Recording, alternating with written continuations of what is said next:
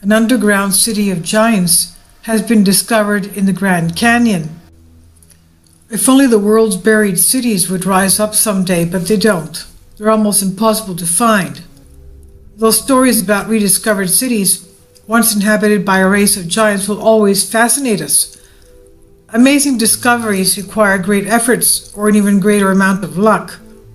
According to an article published in the Arizona Gazette in April 5th, 1909, the Grand Canyon was once home to civilization that most likely consisted of individuals of cyclopean proportions. They were huge giants.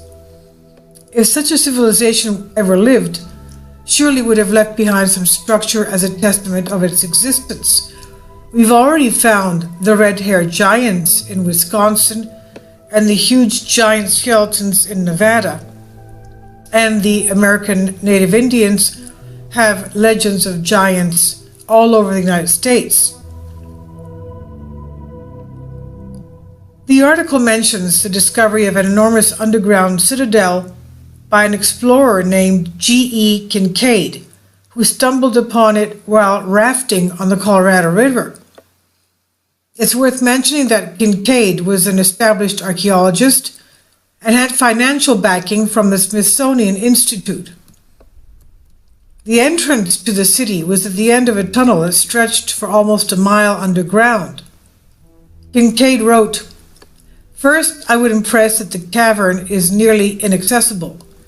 The entrance is 1,484 feet down the sheer canyon wall. It's located on government land, and no visitor will be allowed there under penalty of trespass. Above the shelf which hid it from view from the river was the mouth of the cave. When I saw the chisel marks on the wall inside the entrance, I became interested, securing my gun, and went in. The architecture suggested the builders of the underground city possessed advanced engineering skills. The central hub of the subterranean city was a mammoth chamber out of which passageways radiated like spokes on a wheel.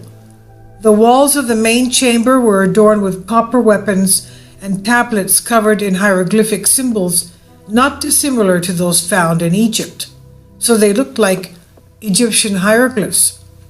Another finding that pointed to an Egyptian link were the mummified bodies, by far the most intriguing thing inside the citadel. No mummy measured less than 9 feet tall, and all of them were wrapped in dark linen. Kincaid wrote he had stood one up and photographed it by flashlight, but that photo is nowhere to be found.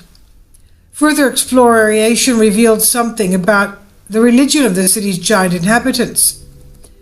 Kincaid states, over 100 feet from the entrance is the cross wall, several hundred feet long, in which are found the idol or image of the people's god, sitting cross-legged with a lotus flower or lily in each hand. The cast of the face is oriental, and so is the carving of the cavern. The idol almost resembles Buddha, though the scientists are not certain as to what religious worship it represents. The article records the discovery of pottery and instruments, all bearing the signs of having originated elsewhere in the world. Such a melange of cultures is rarely encountered in archaeological finds, making this discovery one of unprecedented importance. The last chamber that awaited exploration was what Kincaid and his partner, Professor S.A. Jordan, believed to be a ceremonial crypt. It was located at the end of the large room where all the other mummies have been found.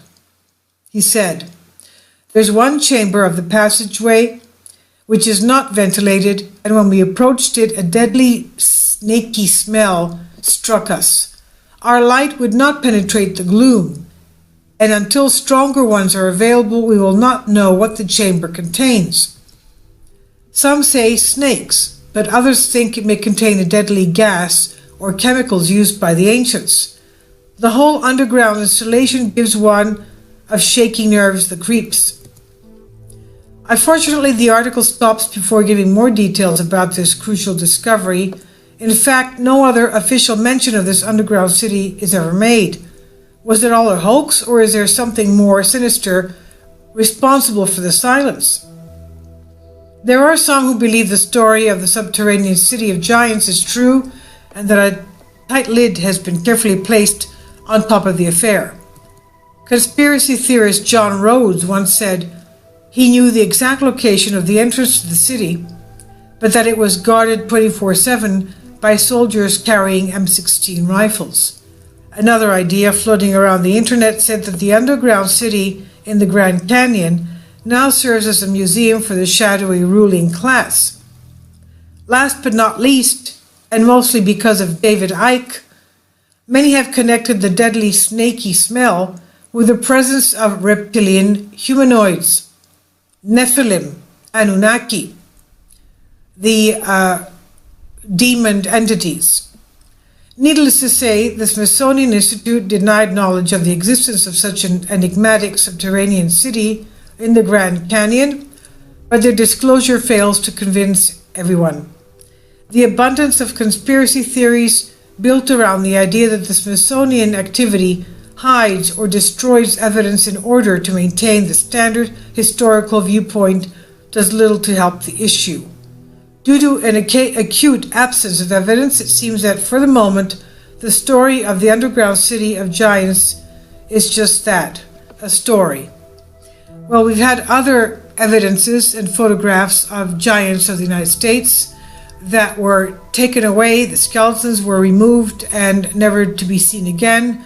They were removed supposedly for DNA examination and research, and they were never returned to any museum or the original discoverers of the huge ancient skeletons of the United States. I'll leave a link below for you for this.